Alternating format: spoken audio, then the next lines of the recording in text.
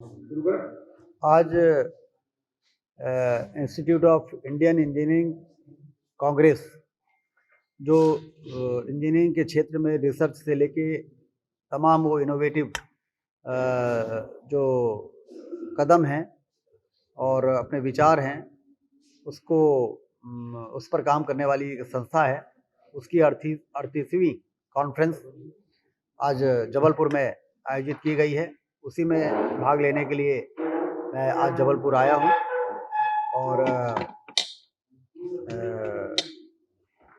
जबलपुर में जिस तरीके से मध्य प्रदेश सरकार और केंद्र की सरकार के माध्यम से हमारे यहाँ के सांसद जो अब मंत्री हो गए हैं, हमारे सभी विधायकगण, इंदु तिवारी जी हमारे साथ में हैं, सबके प्रयास से जबलपुर में मैंने देखा कि विकास के बहुत ही व्यापक काम चल रहे हैं।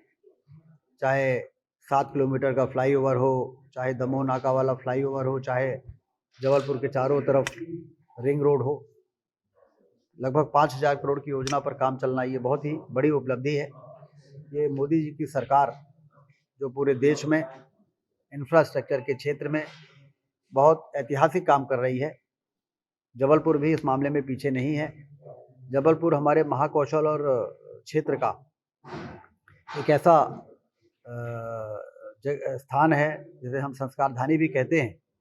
वहाँ पर विश्व स्तरीय अधोसंरचना की बहुत लंबे समय से प्रतीक्षा रही है, क्योंकि जब जबलपुर जो कि हमारा केंद्र है महाकौशल का, जब वो विश्व स्तरीय अधोसंरचना वहाँ पर हो जाएगी तो निश्चित रूप से उसका असर पूरे महाकौशल क्षेत्र में पड़ेगा।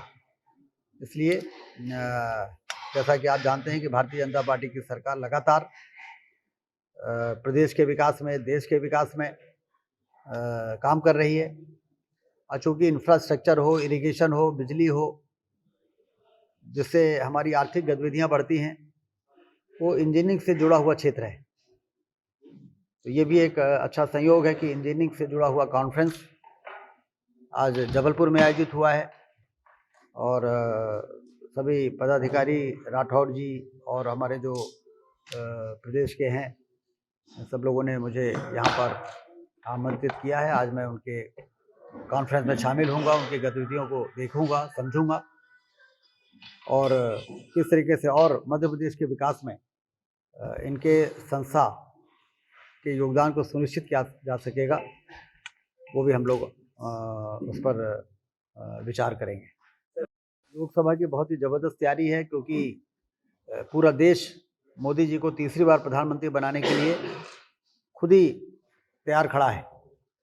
हमें तो सिर्फ उनके पास पहुंचना है, उनसे हाथ जोड़ना है, उनसे निवेदन करना है। मोदी जी के काम ने सिर्फ देश में नहीं, दुनिया में, जो भारत के लोग दुनिया में रहते हैं, जो करोड़ों की संख्या में हैं, वो ही इतने उत्साहित हैं कि अब भारत को अलग दृष्टि से सारी दुनिया में देखा जाने लगा है। भारत महाशक्ति बन रहा है, 5 ट्रिलियन इकोनॉमी का देश बनने जा रहा है। तो इसलिए ये तमाम जितने उलझे हुए मामले हैं उसको उन्होंने बड़े कुशलता से सुलझा दिया। अयोध्या में भगवान राम के मंदिर का उद्घाटन 22 जनवरी को होने वाला है। 370 समाप्त हो गया, 35 से समाप्त हो गया, CA लागू हो गया। ये उलझे हुए मामले थे देश के, जो हमारे विकास को कहीं ना कहीं प्रभावित करते थे, हमारे ध्यान को डाइवर्ट करते थे।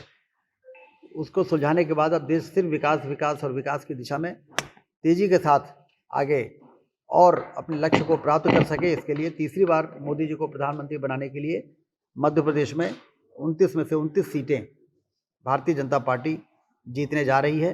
हम लोग अपनी ओर से कोई कसर नहीं छोड़ेंगे। कोई देरी नहीं हो रही है। हमारे यहाँ समय पर सारे निर्णय हो जाते हैं। अभी तो मंत्रिमंडल का विस्तार हुआ है, आप इसी प्रकार से 1-2 दिन बाद देखेंगे कि विभागों का बंटवारा भी हो गया। सर, बीजेपी का भी सीनियर लीडर है जिन्हें मंत्री नहीं बनाया गया। अभी गोपाल भार्गव जी ने भी कहा है कि जिसको जिस समय ऊपर मिलना होता है वो मिलेगा। तो अब इन सीनियर लीडरों को क्या होगा सर? देखिए, केंद्रीय नेतृत्व, प्रदेश का नेतृत्व, मुख्यमंत्री जी हमारे डॉक्टर मोहन यादव जी, ये इन लोगों के विचार का विषय है, इनका विशेषाधिकार है। चर्चा करके कई पहलुओं पर विचार होता है, उसके बाद निर्णय होता है। आखिर सभी तो हमारे ही विधायक हैं, जो मंत्री बने हैं, कभी किसी को मौका मिलता है, कभी किसी को मौका मिल जाता है। तो इस पे मुझे नहीं लगता कि इसमें कोई बहुत टिप्पणी करने की ज़रूरत है। जब आप ऊर्जा मंत्री रहे पहले, जबलपुर में जो मुख्यालय था ऊर्जा पट्टा लगाई थी, कल तक मुझे तो नहीं बताया था।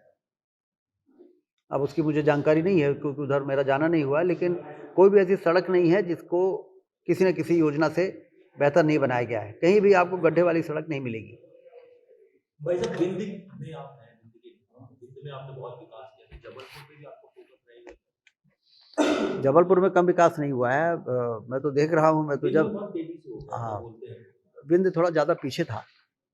बिंद के हमारे रीवा को लोग कहते थे कि तहसील से बड़ा नहीं दिखता है 2003 के पहले। तो इससे फ़र्क ज़्यादा दिखता है क्योंकि अब हम लोग जो पोटेंशियल था बिंद में, उस पोटेंशियल को, संभावनाओं को पर हम लोग पूरी ईमानदारी के साथ, पूरी मेहनत के साथ भारतीय जनता पार्टी की सरकार बनने के कारण हम लोगों ने काम करने का मौका मिला। तो इसलिए बिंद में बहुत बड़ा परिवर्तन दिखता है लोगों को, क्योंकि वैसे ही जबलपुर में आप बहुत ऊंचा से अभी हो गया आपका, और आप बिंद और महाकौशल दोनों की अब नेता हो। बिल्कुल हम सब सारे लोग की सामूहिक जिम्मेदारी है पूरे मध्य प्रदेश का समग्र विकास करने की।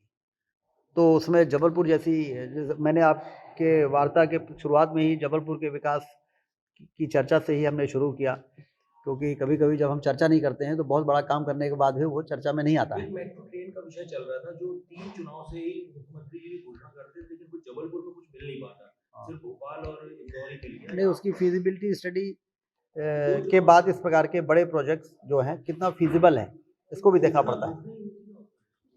नहीं तो घोषणा के आधार पर फीजिबिलिटी स्टडी हुई होगी और उसके जो रिजल्ट आएंगे उसके आधार पर। इस बार मतलब मिल सकता है, काम शुरू हो जाएगा? नहीं, अभी हमें इसकी जानकारी नहीं है कि फीजिबिलिटी स्टडी में क्या आया है। जब उसको जानकारी होगी, हमारे बहुत ही वरिष्ठ अनुभवी आपके सांसद अब मध्य प्रदेश सरकार में मंत्री भी हो गए हैं, आदरणीय राकेश सिंह जी, और तो वो इस बारे में उनको ज़्यादा जानकारी होगी और वो उसको परस्यू करेंगे।